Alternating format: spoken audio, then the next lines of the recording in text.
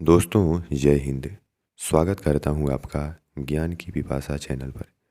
अगर आपने अभी तक चैनल को सब्सक्राइब नहीं किया है तो जल्दी से चैनल को सब्सक्राइब कर लें और बेल आइकन को भी प्रेस कर लें ताकि चैनल से संबंधित सभी प्रकार की अपडेट्स आपको मिलता रहे।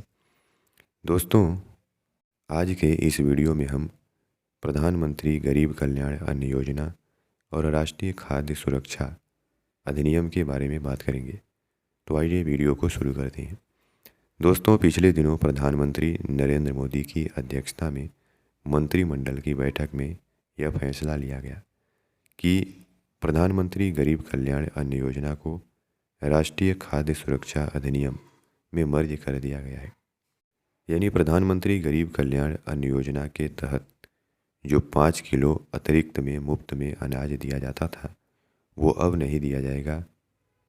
अब राष्ट्रीय खाद्य सुरक्षा अधिनियम के तहत प्रति सदस्य को जो 5 किलो प्रति महीने अनाज दिया जाता था वो अब मुफ्त में दिया जाएगा।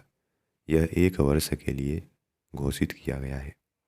सरकार के इस फैसले की जानकारी देते हुए केंद्रीय उद्योग और उपभोक्ता मामले और सार्वजनिक वितरण मंत्री पीयूष गोयल ने बताया कि सरकार ने अप्रैल 2020 में प्रधानमंत्री गरीब कल्याण अन्न योजना की शुरुआत किया था। उस समय सरकार के द्वारा इस योजना के शुरू करने का लक्ष्य यह था कि लॉकडाउन की वजह से जो गरीब हैं, जो निर्धन वर्ग है, जो अप्रवासी लोग हैं, उनको राहत मिले। पीयूष गोयल ने बताया कि अप्रैल 2020 से अब तक प्रधानमंत्री गरीब कल्याण अन्न योजना के तहत सरकार ने 4 लाख करोड़ का खर्च किया है।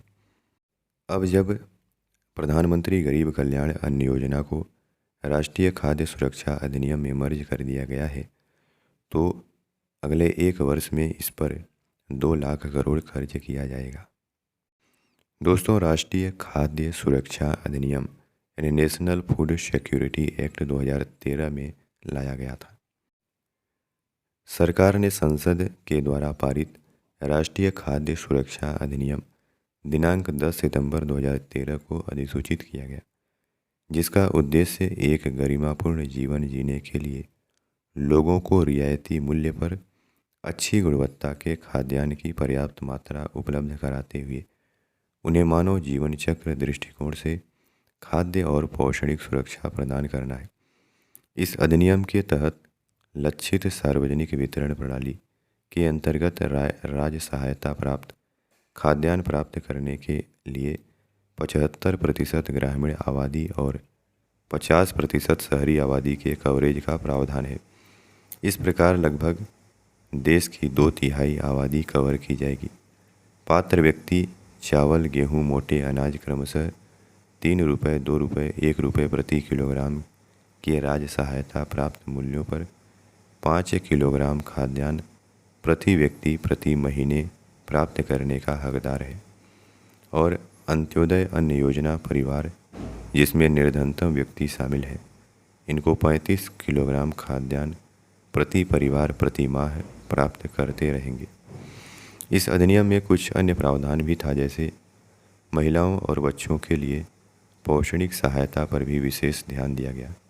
गर्भवती महिलाएं और स्तनपान कराने वाली माताएं प्रेगनेंसी के दौरान तथा बच्चे के जन्म के 6 महीने के बाद भोजन के अलावा कम से कम 6,000 रुपये का मातृत्व लाभ प्राप्त करने के भी हकदार हैं। 14 वर्ष तक की आयु के बच्चे भी निर्धारित पोषण मानकों के अनुसार भोजन प्राप्त करने के हकदार हैं। स्कूलों में जो मिड डे मील की व्यवस्था की जाती है, जो आंगनवाड़ियों में पूरक पोषण आहार की व्यवस्था की जाती है, इसी के अंतर्गत किया जाता है।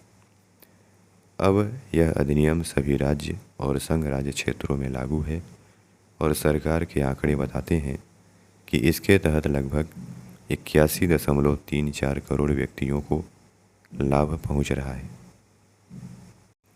तो दोस्तों आशा करते हैं कि आपको राष्ट्रीय खाद्य सुरक्षा अधिनियम और प्रधानमंत्री गरीब कल्याण अन्न योजना के बारे में जानने को मिला होगा।